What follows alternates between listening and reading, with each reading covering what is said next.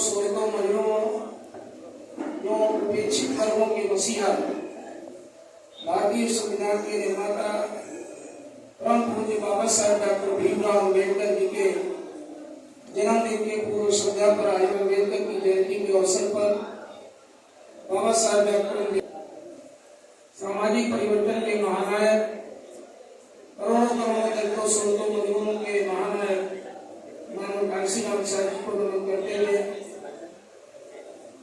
महात्मा ज्योतिबा फुले जी, नारायण गुरु जी, रविदास जी के चरणों में नमन करते हुए आज बाबा साहेब डॉक्टर अम्बेडकर जी के जयंती के पूर्व संध्या पर इस छात्रावास में आयोजित इस कार्यक्रम में हमारे बीच में उपस्थित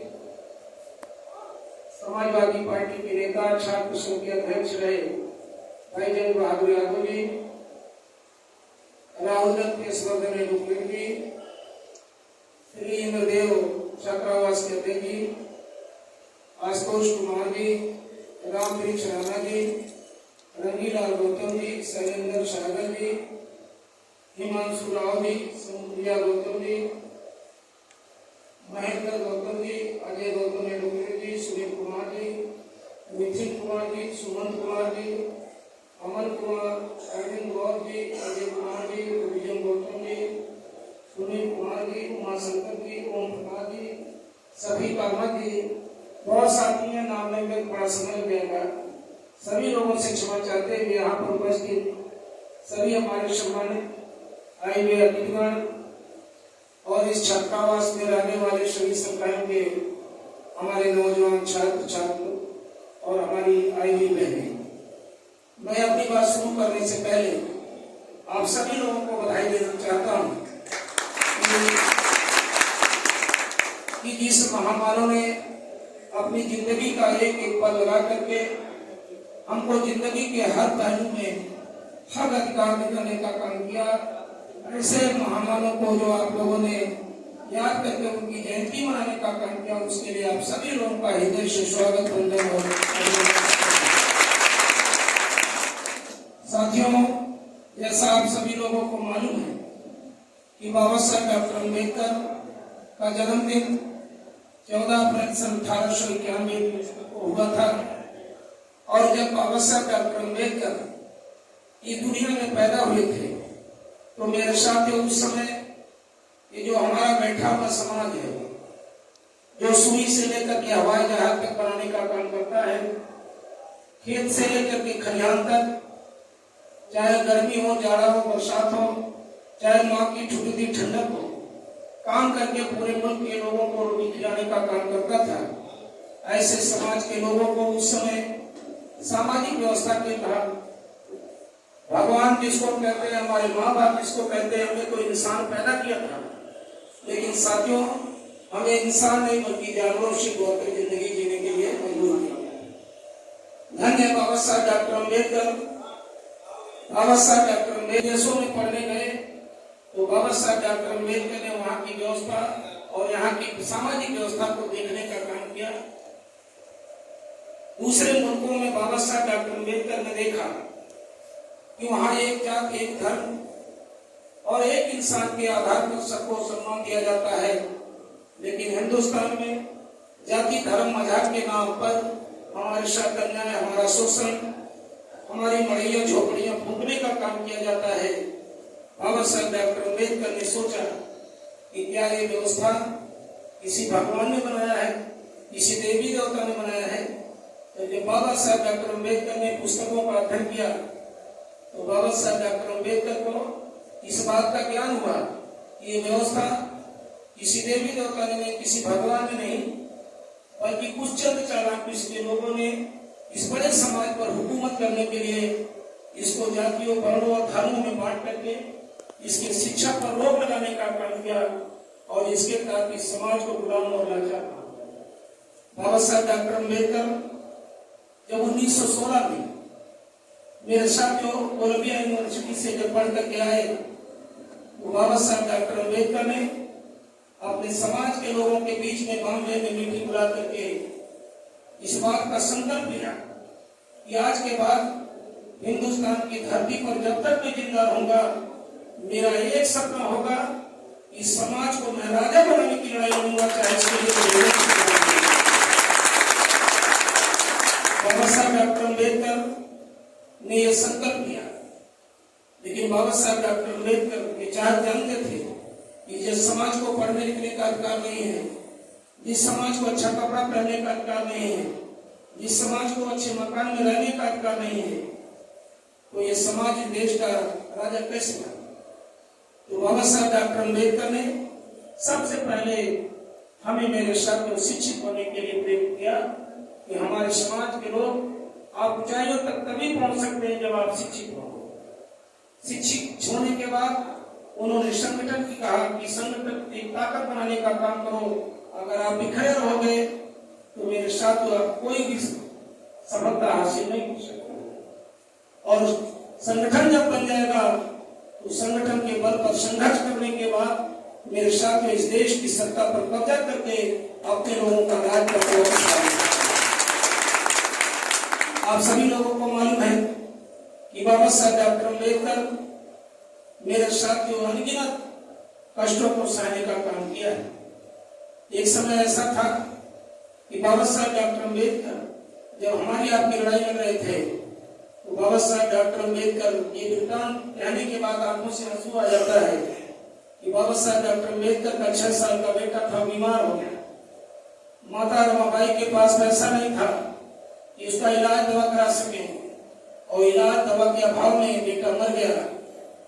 लोगों ने सूचना दिया बाबा साहब को कि बाबा साहब आपका बेटा मर गया, आप घर आइए। मेरे साथी जब बाबा साहब डॉक्टर अम्बेडकर गए तो गांव वाले दौड़े कि बाबा साहब आपका बेटा मर गया, आपकी पत्नी के पास इतना पैसा नहीं कि कफन ला कर दे सके, इसका दफन कफन किया जाए, आप पैसा लगाए लाइए और कफन ला करके इसके बच्चे का दाह संस्कार किया जाए। बाबा साहब डॉक्टर अम्बेडकर फूट फूट कर रोने लगे। उन्होंने कहा कि मेरे पास तो जहर खाने का भी पैसा नहीं है, मेरे पास चंदा इकट्ठा करके जो मैंने पैसा इकट्ठा किया था वो पैसा मेरे साथियों मैंने कल लंदन जाने के लिए टिकट कटा लिया है, और अगर कल लंदन में नहीं पहुंचा तो मेरे साथियों इस समाज का बहुत बुरा हाल हो जाएगा। मेरे साथियों धन्य माता रमाबाई जिन्होंने अपने साड़ी का आंचल फाड़ा और बाबा साहब डॉक्टर अम्बेडकर के बेटे का दाह संस्कार किया गया। और इसके बाद मेरे भाइयों बाबा साहब डॉक्टर अम्बेडकर अटैची उठाकर जाने लगे। लोगों ने कहा कि बाबा साहब आज तो रुक जाइए, आज आपका बेटा मर गया है। बाबा साहब रोने लगे। उन्होंने कहा कि आज एक मेरा बेटा मर गया है, अगर कल लंदन नहीं पहुंचेगा तो हिंदुस्तान का करोड़ों बहुजन समाज का बेटा मर जाएगा, जिसको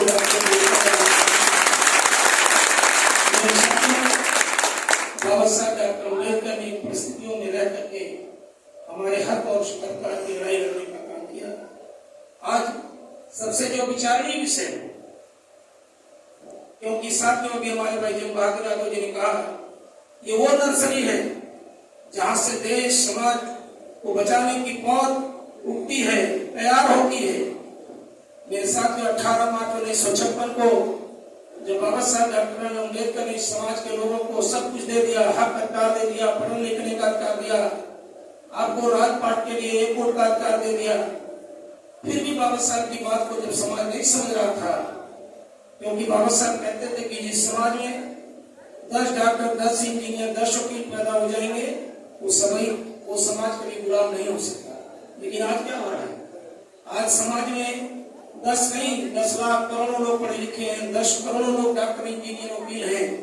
लेकिन मेरे साथियों आज हमें चैतन्य होने की जरूरत है कि जो 2500 पहले इस मुल्क में व्यवस्था लागू थी, मेरे साथियों अगर हम लोग सोते रह गए, बाबा साहब डॉक्टर अम्बेडकर की बात को नहीं माना, तो जिस तरह से हमारे पूर्वजों ने झेलत झेली है, ये आने वाली पीढ़ी को उस गुलामी की दास्तां से कोई छुटाने वाला मेरे साथ। आप लोगों को मालूम होगा, अगर आप बाबा साहब की जीवनी पढ़ते होंगे तो मेरे साथियों बाबा साहब डॉक्टर अम्बेडकर 18 मार्च 1956 को आगरा में रोते हुए भाषण दिया था। रामलीला के मैदान में उन्होंने कहा था कि मेरे साथियों मेरे कारवां को अगर तुम आगे मत बढ़ा सकना तो पीछे भी ढकेलने की कोशिश मत करना, वहीं पर इस कारवां को रोक देना। कोई जरूर व्यक्ति पैदा होगा जो इस कारवां को आगे बढ़ाएगा।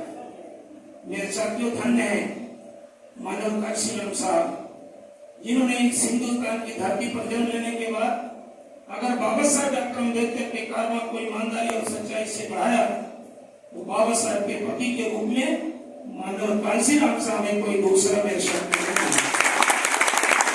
आज मेरे साथ की जरूरत है हमें संगठन और ताकत बनाने की। हम मेरे साथ के जातियों वर्णों धर्मों के आधार पर दूसरे समाज को कोसने का काम करते हैं, लेकिन मेरे साथियों हम आपस में एकता नहीं बनाते हैं, हम एक दूसरे की बुराई में लगे रहते हैं। ये आपका भाई, आपका बेटा त्रिभुवन दत्त आपके सामने खड़ा है।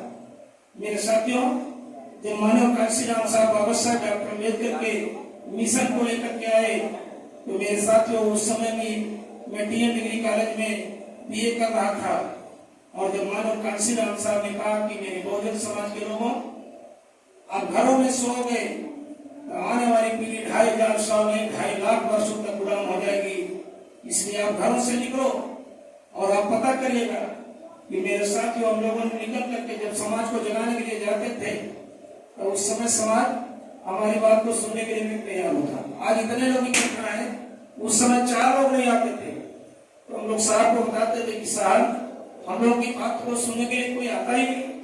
तो साहब ने कहा कि हमारा समाज ये नदेखवा समाज है, अभी नकारा ढोलक बजेगी, हजारों की संख्या में चले जाएंगे। इस समाज को जैसे समझे, नाच गाने के माध्यम समझता तो नाच गाने समझाओ। मेरे साथियों त्रिभुवन दत्त है, आप पता करिएगा। मेरे साथियों 17 वर्ष तक पूरे हिंदुस्तान में समाज को जगाने के लिए जागृत जत्थे के माध्यम से समाज को उन लोगों ने जगाने का काम किया और इस हैसियत में लाने का काम किया। 1 बार 2 बार नहीं, 3 बार नहीं, बल्कि 4 बार बाबा साहब डॉक्टर अम्बेडकर की बदौलत से उत्तर प्रदेश में अपनी सत्ता लाकर आप हमारे नौजवान साथियों जो बैठे हैं, मेरे साथियों ये दिन आपके त्रिभुवन दत्त की है।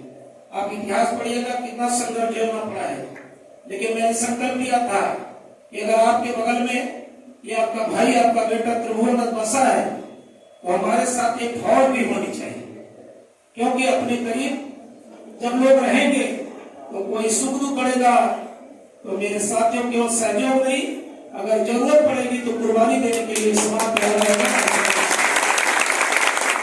निश्चित तौर से मेरे साथियों में छात्रावास के सभी नौजवानों को बधाई देना चाहता हूँ कि मेरे साथियों शांत रहो, सुनो यार, बैठेंगे तो लोग और मैं कौन बंद कर दें।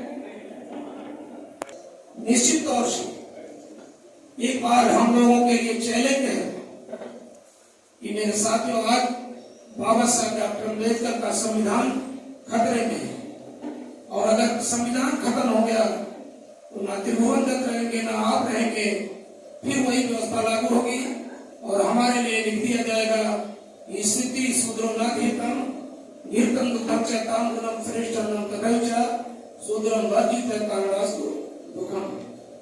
इन शूद्रों को भी दूध दही पान अच्छा भोजन नहीं करना चाहिए, क्योंकि जब ये लोग अच्छा खान पान करते हैं, भोजन करते हैं, इनकी भी अच्छी बुद्धि आएगी, फिर ये हमें लोगों को पसंद है। कौन लोगों को?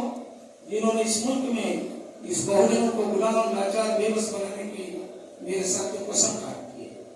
आज आप लोग देख रहे होंगे कि मेरे साथियों जो बाबा साहब डॉक्टर अम्बेडकर ने हमारे बेटे और बेटियों को रोजी रोजगार के लिए हक अधिकार दिया आरक्षण की बदौलत, आज आरक्षण सही मायने में मेरे साथियों 50% खत्म हो चुका है। बचा आप बताओ, जो हम लोगों की सुरक्षा के लिए SC/ST कानून बना था वो भी मेरे साथियों खत्म हो चुका था, लेकिन मैं सलाम करता हूं नौजवानों को जिन्होंने 2 अप्रैल को अपनी कुर्बानी देकर के हमारी रक्षा की, मेरे साथियों रक्षा करने का काम किया।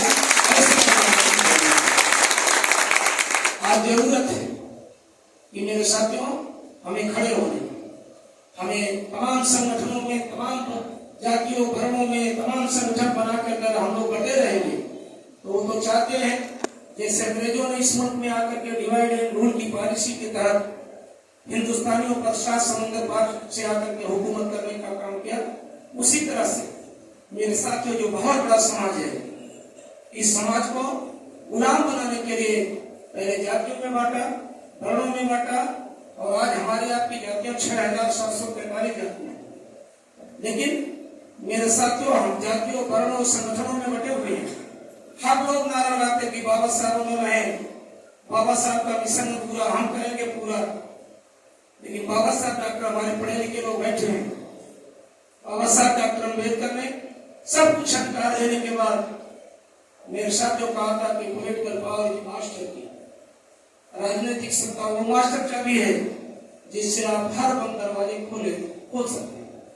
आज हम लोगों का वो राजनीतिक दरवाजा, ताला और चाबी दोनों का है। निश्चित तौर से हमें ताकत बनाने की जरूरत है। अगर सच्चे मायने में हम बाबा साहब डॉक्टर अम्बेडकर के अनुयायी हैं, आप देखते होंगे आरएसएस, बीजेपी के मेरे साथियों 116 संगठन उसके हैं, लेकिन राजनीतिक सत्ता के लिए एक प्लेटफॉर्म की बात करते हैं, और हम लोगों के जितने संगठन हैं उतने राजनीतिक प्लेटफॉर्म की बात करते हैं।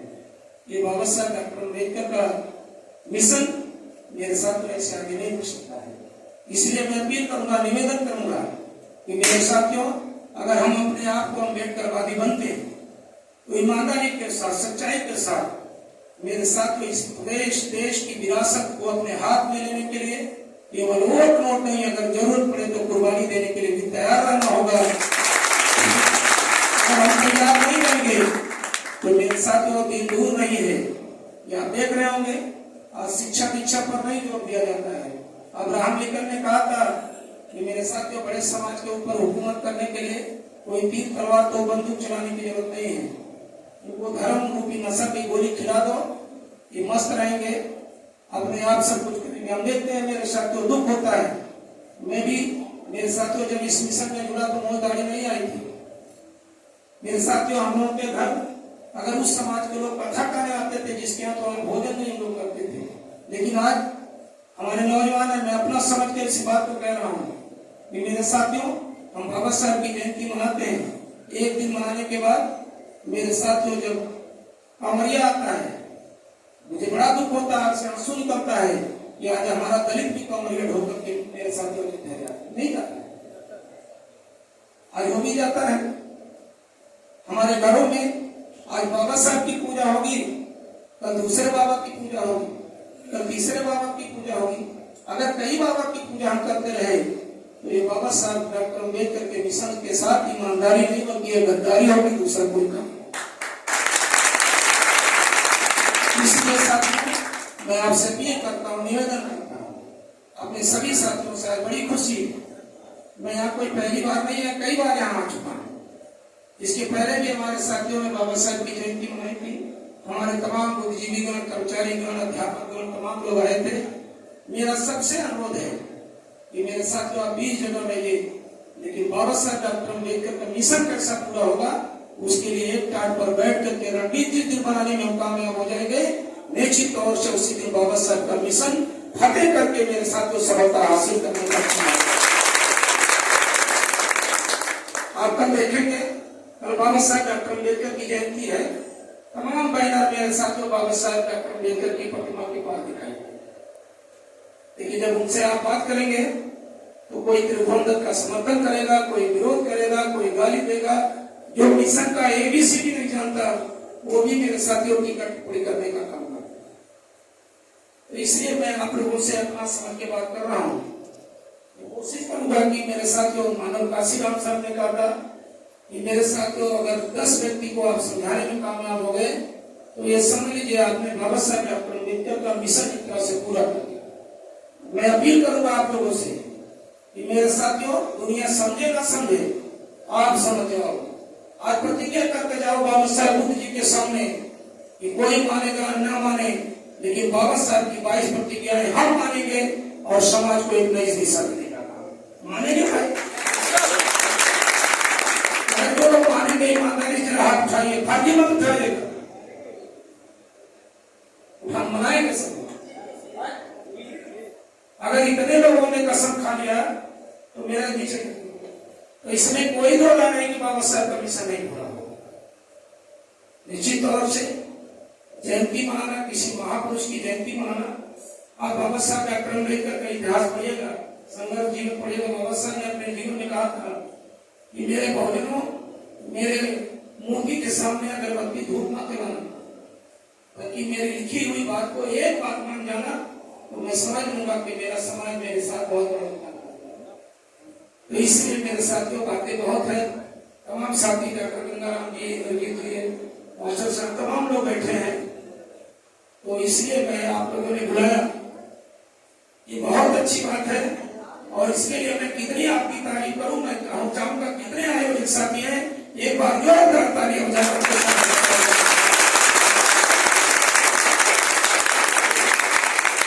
क्योंकि साथियों अब हम लोगों का जो मिशन है वो पीछे चल चुका है, क्योंकि नौजवान ही दिशा और दशा तय करता है। अब आपको तय करना है कि हमारे समाज की रक्षा सुरक्षा कैसे होगी, हमारे लोगों को आगे बढ़ने का मेरे साथ जो रास्ता क्या होगा। अब तकलीफ होती है कि जाति के नाम पर राजस्थान में चले जाइए, हमारे दलित समाज की बेटी को नंगा किया जाता है, और नंगा आड़ में नहीं किया जाता है, उसकी वीडियो बना करके पूरे हिंदुस्तान, पूरी दुनिया में वायरल किया जाता है। इसका मतलब कि मेरे साथ जो हमारे समाज के साथ नंगा खेल करने का काम इस देश की मनोवैज्ञानिक ताकतों द्वारा होगा। अगर इस पर हम लोग मेरे साथ जो सचेत नहीं हुए तो निश्चित तौर से मेरे साथ जो समाज गुलाम हो जाएगा। लेकिन आज मुझे खुशी है कि अगर बाबा साहब डॉक्टर अम्बेडकर, महात्मा गौतम बुद्ध, छत्रपति साहू जी महाराज, महात्मा ज्योतिबा फूले और माधव काशीनाथ साहब के मूर्ति के सामने आपने संकल्प लिया है, तो निश्चित तौर से मुझे आशा नहीं, पूर्ण विश्वास है कि बाबा साहब डॉक्टर अम्बेडकर ने यह भी कहा था कि मेरे साथियों, मेरे मिशन को कोई खत्म नहीं कर सकता। जो कहते हैं बाबा साहब का मिशन खत्म हो जाएगा, लेकिन बाबा साहब ने कहा था कि मेरे बहुजन को याद रखना, मैंने आपके लिए संविधान रूपी किताब लिख दी है, और जब तक संविधान जिंदा रहेगा तब तक ना बाबा साहब को मिटा सकता है, ना तो दलितों से तो मजदूरों को। इसलिए मेरे साथ जो मैं अपील करूंगा कि संविधान की रक्षा के लिए आपको एकजुट होना चाहिए, और संविधान की रक्षा तभी वो सुरक्षित रहेगी जब इस प्रदेश और देश की बागडोर आपके हाथ। लेकिन जब आप कहीं जाते हैं, मैं देखता हूँ, मैं शादी विवाह में जाता हूँ तो हमारे कुछ साथी बैठे रहते हैं, जब वहां राजनीति की बात करिए तो कहते भाई देखिए ये मंच राजनीति का नहीं है। कहता हूँ भाई कहाँ राजनीति की बात करनी चाहिए, सिनेमा में करनी चाहिए, नौटंकी नाच में करनी चाहिए। इस हिंदुस्तान में इस बड़े समाज के लिए जिस दिन बाबा साहब डॉक्टर अम्बेडकर ने लड़ाई लड़ी, उसी दिन हमारी राजनीति शुरू हो गई। अगर राजनीति ना शुरू हुई होती तो मैं समझता हूं कि मेरे साथ जो हमारा समाज जैसे गुलाम था, उस गुलामी के जंजीर से कोई निकालने वाला नहीं। आज शिक्षा का ऐसे पतन हो रहा है। 2 साल कोरोना में चला गया कि नहीं गया? कोरोना चला गया, सब कुछ पूरा है। कोरोना में शिक्षा नहीं दी जाए, बाकी सब कुछ दिया जाए। आपको दारू शराब सब मिलेगा, साग सब्जी सब, भाटा मुरई सब। बाबा साहब डॉक्टर अम्बेडकर ने कहा था ना कि आपको सब कुछ दे सकते हैं, लेकिन आपको शिक्षा मिल जाए, ये काम वो लोग नहीं कर सकते।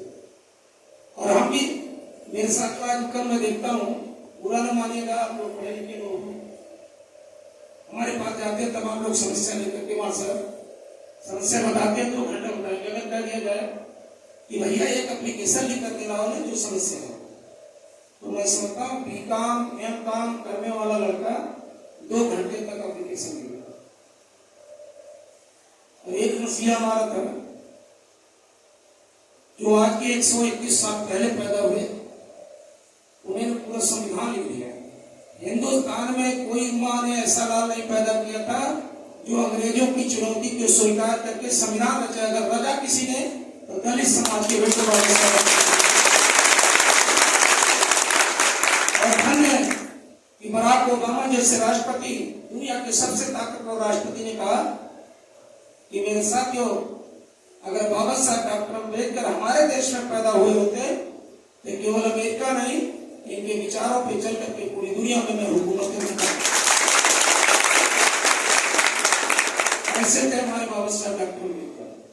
हम लोग तो कहते हैं दिया अधिकार हम सबको, मुकद्दर खा लिखे थे, हुए भीम बाबा पैदा होमर वो नाम लिखे थे, और बूंद बूंद लहू से सींचा है जिसने हिंद जवान, जब तक जिंदा रहेगी कलम तब तक याद रखेगी।